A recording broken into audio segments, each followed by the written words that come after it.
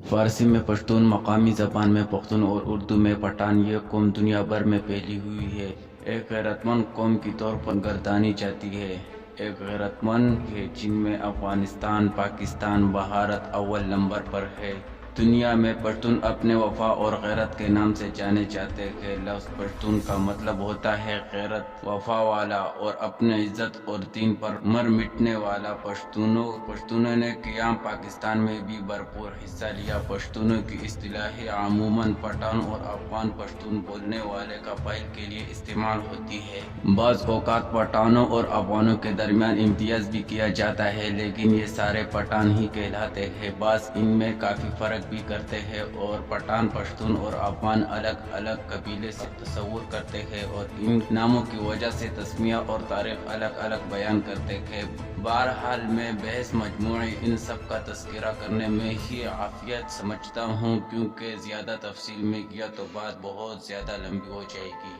آپ نے قرآن پاک میں حضرت موسیٰ علیہ السلام کے بارے میں پڑھا ہوگا کہ ایک موقع پر انہوں نے ایک پتھر پر اپنا عصا مارا تو 12 چشمے پھوٹ پڑے کہ ہر چشمے بنی اسرائیل کے 12 قبیلوں کے لیے الگ الگ تھا۔ تو تاریخ دان یہاں سے ہی ان کی تاریخ شروع کرتے ہیں۔ اسرائیل کی ایک ریسرچ رپورٹ کے مطابق پشتون یا پٹھان یہود نسل ہے اور ان کا تعلق بنی اسرائیل کے 10 گمشدہ قبائل سے ہے، کیونکہ اس وقت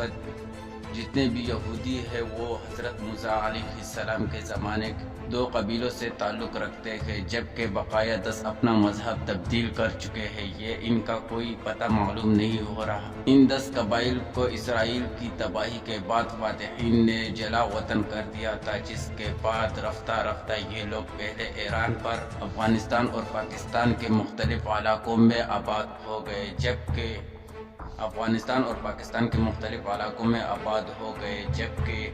جیوس الٹس میں صوبہ سندھ کی قومی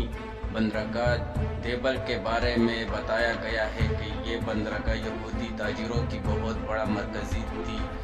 بنی اسرائیل کی تاجر زمانے قدیم میں بذریعہ بحری جہاز سندھ اور بلوچستان کی بندرگاہوں پر آتے رہے، اس لیے ان دونوں صوبوں کے بیشتری شہروں اور بندرگاہوں میں یہودیوں کی تجارتی مراکز اور عبادت گاہ ہی قائم ہو گئی تھی، جس کی وجہ سے زمانہ قائم میں پاکستان کے بعض علاقوں میں یہودیت کے ماننے والے بھی بڑے تعداد میں موجود تھے۔ اسرائیل میں 12 قبائل آباد تھے، جنہوں نے بنی اسرائیل کے اجتماعی نام سے پکارا جاتا تھا۔ کہا جاتا تھا کہ صرف 2 قبائل آج بھی یہودی توریت پر عمل کرتے ہیں، جبکہ اب 10 قبائل توریت کو تسلیم نہیں کرتے، لیکن یہ بھی بنی اسرائیل کا حصہ تھے۔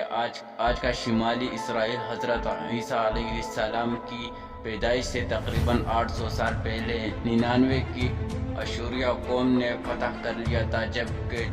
چوڈا کے نام سے موسم جنوبی علاقے پر صدیوں بعد بابل سے آنے والے حملے آوروں نے قبضہ کیا۔ جب بابل کے فرما روا جت نصر نے یروشلم موجودی فلسطین پر قبضہ کر کے اسرائیل بادشاہت کی اینٹ سے اینٹ بجا دی، تو بنی اسرائیل کے بہت سے قبیلے بھاگ کر ایران فارسی کے غور کے پہاڑ میں جا بسے، پھر یہاں دیکھ کر خطوں تک پھیل گئے۔ ہزاروں سال سے دنیا میں زمانے قدیم کے گمشدہ یہودی قبائل کے بارے میں گردش کرنے والے داستانوں کے مطابق ایتھوپیا میں آباد فلاشاہ یہودیوں اور افغانستان، مشرقی ایران اور پاکستان کے پشتون قبائل کو ان یہودیوں کی نسل سمجھا جاتا تھا۔ پشتون افغانستان میں سب سے بڑے نسلی گروپ ہے اور پاکستان میں دوسرا بڑا نسلواں ہے۔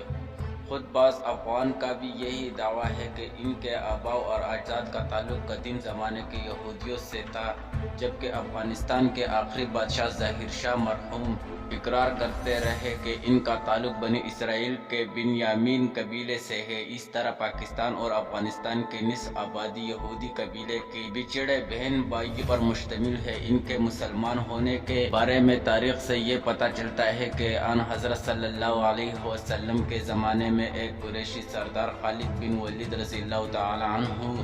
ان لوگوں کے پاس سے رسالت کی خبر لے کر آئے اور اس خبر کی تحقیق کے لیے کسی نامی شخص کی قیادت میں چند سرداروں کا وفد ان کے ساتھ مکہ روانہ ہو گئے۔ یہ قبائلی سردار بحیثیت مہمان جب کہ مکہ پہنچے تو وہاں نبی پاک صلی اللہ علیہ وسلم سے ملاقات کے بعد اسلام قبول کر لیا، جبکہ فتح مکہ مہم جوئی میں بھی یہ آپ صلی اللہ علیہ وسلم کے ہم رکاب رہے۔ ان کے سردار کو واپسی پر حضور نبی کریم صلی اللہ علیہ وسلم نے تحفے دیے اور اس کے وفد کے امیر قصے کا اسلامی نام عبدالرشید رکھ دیا، جبکہ اس پہ